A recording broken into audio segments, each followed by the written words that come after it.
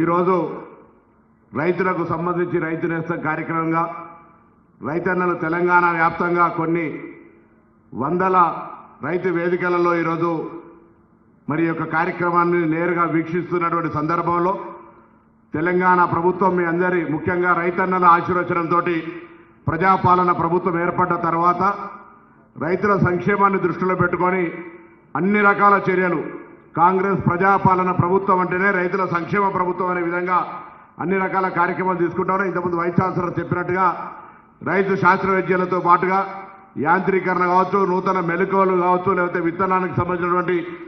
అనేక రకాల సాగు పద్ధతులు ఈరోజు ఓన్లీ వరి కాకుండా వ్యవసాయ కమర్షియల్ క్రాప్స్ వేసుకోవడానికి సంబంధించిన సలహా సూచనలు ఇచ్చే విధంగా వ్యవసాయ శాఖను స్వయంగా రైతైనటువంటి తుమ్మల నాగేశ్వరరావు గారి నాయకత్వంలో ముఖ్యమంత్రి గారి పర్యవేక్షణలో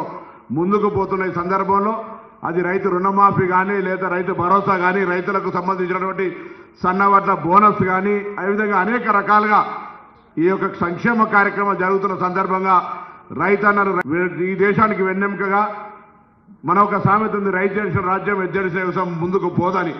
ఆ విధంగా రైతుల సంక్షేమం, రైతులు సంతోషంగా ఉండాలనేటువంటి ప్రభుత్వాన్ని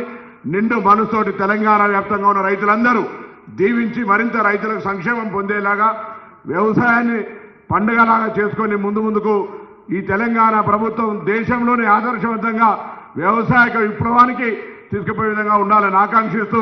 మరొకసారి రైతన్నలందరూ కూడా నా హృదయపూర్వకంగా శుభాకాంక్షలు చెప్తూ సెలవు తీసుకుంటాను.